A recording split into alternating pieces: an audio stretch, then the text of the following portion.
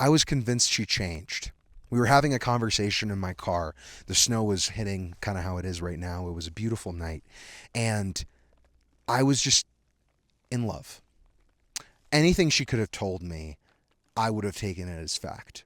Even though her actions didn't follow it up, I wanted her back. I wanted her back so bad that I was willing to look over all of the emotions that I had manipulated within myself, and also all of the things that I was guilted into doing just so I could have her in my life. And then tragedy struck. The same thing happened. But this time it was my fault. This time I had to cut things off. And I felt even worse than when I was cut off from her. I think if you are being given a second chance with somebody that you've already had kind of a relationship with, you've already kind of thought in your mind, well, we could get back together, it would be easy. You need to chillax and really think about it. Ask yourself if that's really something that is going to help you and bring you joy. Or is it just easy? Because doing something easy is great. I mean, obviously, I love, when I can go to a drive-thru and get some Peter Terry's and just have a little burger, little soda. It's great. But what's harder is cooking a nice home-cooked meal, making some chili, bringing out the pressure cooker, opening it up, getting some rice. That's not as easy. And oftentimes with people, we do the same thing. We like to essentially use people for their convenience. Even though we know there's no long-term goal with them. There's no idea that we're going to be together forever and this is my person and I'm willing to try with them. And also what I think is there's always an imbalance. If something didn't work out the first time, yes, of course, it could have been time. It could have been the moment. And I believe in second chances and third chances and 6 or 7 chances, whatever. But what if it's a trap? What if it's just a call for attention? What if all of these promises and the way this person wants to interact with you, it's not genuine? And what if you're not being honest with yourself about what you want? What if you think that's what you want because you haven't had anyone in your life, you haven't dated anybody for a long time, or maybe you've just been going to bed, cuddling a pillow? I know I have. And the idea of just having some easy dopamine or having someone to cuddle, man, that is enough for me to be like, all right, yeah, you manipulated me that one time, but who cares, man? I just want somebody to hug, But everything comes at a cost. There aren't freebies in this world. I hope you understand that. There's always something that you might lose if you entertain something that you know deep down is not good for you. And maybe you need to mess around and find out, hey, I'm a proponent of that too. But stand your ground if you know that something's not good. If you know that your ex is crawling back to you and it's because she went, had a ball, he went, did his whole college experience, and now he's realized that he feels empty inside, and you were the only girl to show him real love, or you were the only partner that looked out for them and thought of them wherever you went. You got them little gifts. You knew that they loved airplanes, so you took a video of an airplane every time it flew by. The attention to detail was so perfect, they can't get it anywhere else. Just know that they left you. They left you. There is a reason you didn't work out, and do not let the new sweet talking influence you to do something you don't want to do. If they've changed, it's different. If you see that they are remorseful and they want to actually give a shot at this, proceed with caution, but you should do it. Life is too short to just banish people and be like, no, we're done. But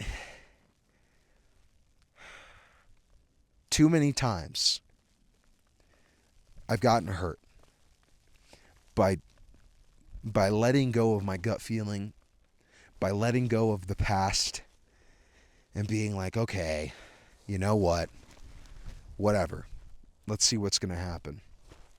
But it's not whatever. It's not. It's your livelihood. It's your life. It's stress.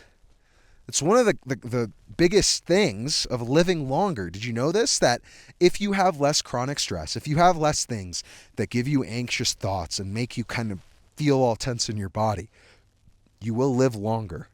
It's one of the things. I mean, I don't know. Everyone's got something deep in the genetic code that might mess around with you. But if you're not stressing all the time, if they're going to text you back, if you're not stressing that, oh my gosh, they're out at this party. What if, oh, their other ex is there? Like, oh, this is not good. I think that you will have a better life. You won't worry as much. You won't feel like you have to watch your shoulder all the time, like a midfielder in the Premier League, checking the back to see if someone's going to go and tackle him.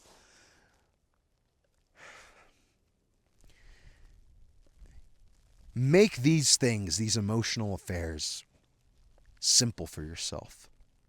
Emotions aren't easy, but they can be simple.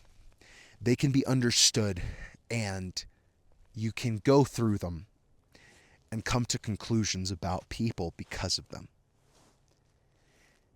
If they made you feel like less of a human being, if they made you feel guilty for things that weren't your fault, if they made you reconsider things that were so fundamental to your core and your personality and who you are, and they made fun of the fact that you were once a horse girl, or they made fun of the fact that, you drew furry art at one point in your life, they make fun of the fact that you like certain things because it's special to you, are you really going to give them another chance?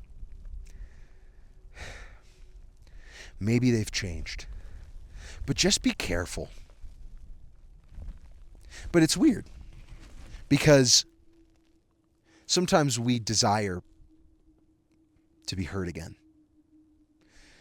Sometimes we desire to have somebody put us through pain so we can realize how worthless we are. And that comes from a lack of self-respect. I wanted to go through that pain again because I knew the first time, okay, hey, I made me go to the gym, and the real reason was it was because that's all I thought I deserved. But Zerky show, you don't just deserve that. And that is the easy thing to do, is to fall back into the loop of the fact that, oh, I'm not enough. And you know what? This is the best I'm going to get. So screw it. We're getting back together. And even though my family doesn't like them, my friends think he's, schmid, I'm going to go in again because, you know what? It's for the lore. But at what point is it lore? And at what point is it torture? At what point is it actually like realizing this person does not care about me? They never have, they never will. But you know what? No matter what you do, I just want you to know I'm not going to judge you for it, because I think everyone needs to learn on their own time. It's one thing for me to tell you, but it's another thing for you to have the scars on your own skin in your own life to finally realize when it's time to stop. It's time to stop! Zerky Show, I hope you're having a great beginning of your December. If you're trying something new, just know that I believe in you. And I'm greeting you from the Colorado mountains right now. I'm going to have to find my way home. I kind of went on a little hike, but we'll figure it out. If you're trying something new, just know that I believe in you. And as always, I'm sending you lots of love and peace.